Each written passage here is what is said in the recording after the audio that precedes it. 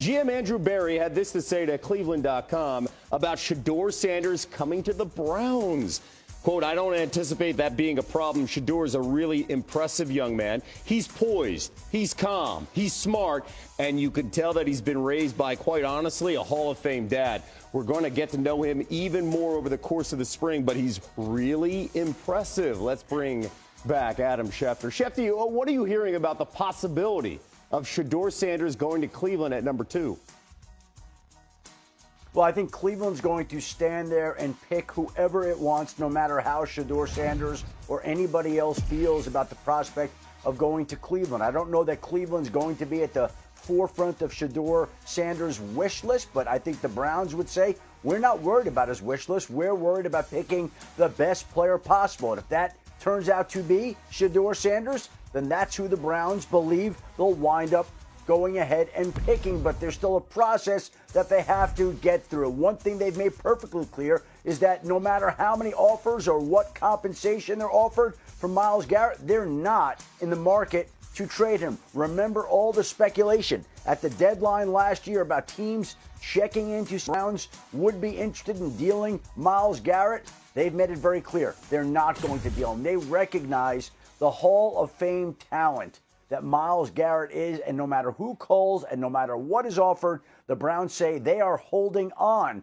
to Myles Garrett, and I don't think it would be a surprise to see them reward him with a contract extension this offseason to make him even happier. Shefty, thank you so much. That defense is really good. They just need somebody on offense to add some stability. I mean, Joe Flacco a year and a half ago had this team feeling really good. What do you think about the idea of Shedeur Sanders in Cleveland? I like it. I like Shedeur Sanders as a talent. I think, he has the arm strength. He has the feel for the game. He's a guy that is used to building programs. You saw what he did at Jackson State. He went to Colorado with, I think they were a 1-win team when he in prime time got there, so that bodes well. Also, he's not a stranger to the spotlight, right? You're a top-round pick, and a lot of times when you are a top quarterback drafted, sometimes they're blinded by the spotlight, and it becomes too much pressure. This is a guy that doesn't rattle to pressure. He's the son of the best athlete in the history of the world. So all those things point to a quarterback that feels like he's primed, no pun intended, for the moment. The question becomes, is that a destination that he wants to be at, that Prime wants to be at? Because also, if you're a Browns fan or a part of this organization, you want a quarterback who not only wants to be there, they feel like they're the catalyst to turn this into a winning program. That's what I want from my quarterback. I love that you said that, the catalyst to turn it into, because you mentioned Jayden Daniels' name earlier, C.J. Stroud when he first got to Houston, the catalyst to bring about change, and we saw what it did to that organization. There's so much about whether Shedeur wants to get there. I look at the Cleveland Browns in a situation that is there. You have Stefanski, who's a 2-time Coach of the Year. Tommy Rees is their offensive coordinator who was in college and knows that level of the game as well. And then you look at the fact that Stefanski, you said it, Kev, a year ago, there were 4 or 5 different quarterbacks that all started for them, and they still went out and were able to play in a playoff game. So I look at the situation he's walking into with a guy like Jerry Jeudy on the outside, a tight end like David Njoku on the inside. You have some weapons around you to try to build, and the most important part is, you just said it, they have a defense. Yes. So for Shedeur Sanders, you get there, Jim Schwartz, a defensive coordinator, that takes pressure off of him. You don't have to go out there and put up 30 points a game. You can hand the ball off, run the ball, and then play good defense and make plays in the fourth quarter to propel your team. Yeah, I know the dog pound identifies with toughness, too. Just turn on the tape. Shedeur took so many sacks over the last 2 years, then got up and did it again. Got up and did it again, and he was fantastic. The Big Ten, I should say the Big 12 Offensive Player of the Year. And keep in mind, since returning to the league in 1999, the Browns have used 40 different starting quarterbacks and had 17 with 31 of those. last place division finishes.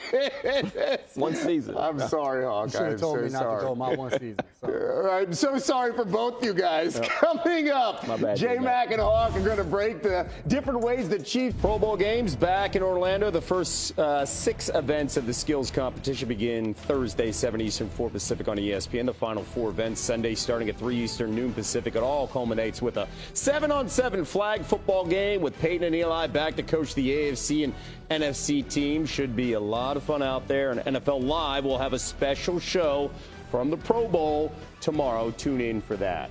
Right now, it's time to read and react to some of the biggest storylines around the league. Steelers president Art Rooney spoke on Monday during his end-of-season news conference, talked about wide receiver George Pickens, saying, quote, George is a very talented player who has room to grow, and we'd like to see him grow, and hopefully he realizes the potential that he has, but there's definitely room for growth there. Hawk, your reaction to that? I think it's spot on. I think George Pickens has #1 ability, but he needs to get to a level where he has #1 skill. And not just skill on the field. I'm talking about maturity in the way that he approaches the game. Is he a guy that can affect the game whether he's getting the ball or not getting the ball? Is he a guy that on any given play can line up and no matter who knows that the ball is coming to him, he can win? And that means making sure you're clearing out when the play calls for it. It makes defenses look at you and say, okay, we have to defend this guy a certain way, and we never know when the ball is coming away. You know, and that's leadership. That takes time. That takes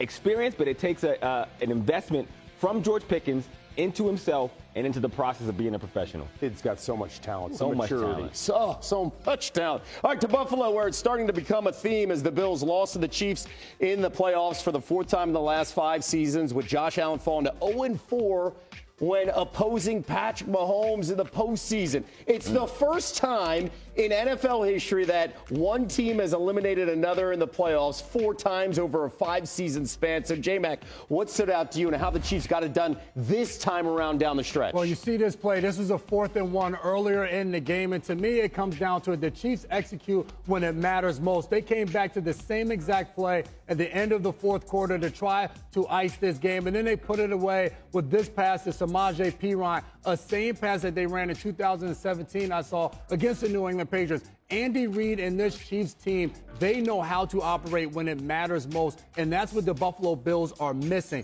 Not only the 4th down play where they don't get the protection set the right way, they're not able to execute the play, but multiple times throughout that game, when it comes to the crucial moments, it's the Chiefs that always come out on top. The Bills are right there talent-wise. You want to win a championship, you have to have championship-level execution when it matters most, guys. Like the Patriots that we saw during their dynasty. It's now the Chiefs' way that we're seeing in Kansas City. To Cleveland, where the Browns hold the second. Time for cover 3. I'm a Ferrari. So you're saying he's 40. Sometimes you get the bear, sometimes the bear gets you. Fascinating right there. My chin strap's not actually tight, and there's a reason for that.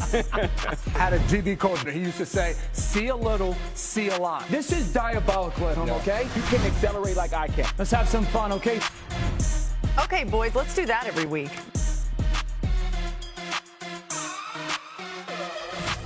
We are down one of our teammates, so it is not cover 3 today. It is cover 2. We're talking about the Kansas City Chiefs, Xavier Worthy, rookie receiver that everyone had high expectations for, but I think he may have even exceeded what we thought to be capable. He definitely did, and we're going to try to exceed expectations now that we've lost Dan. Yeah. And you talked about a speed guy who normally he's their gadget guy. He's the one going in motion, the screens, and all of those different things. And I think what's fascinating, as we've seen his growth, he's up top right here, and you're going to look at it. We've talked about it all the time. It becomes 4-by-1. He's isolated up top, one-on-one. This is a 3rd down and 4 situation, and now it's just mano-y-mano. He has to beat Rasul Douglas, and he does it right there. And, Hawk, you know, a one-on-one route, it's a snag. This guy's outside leverage. How do you get open against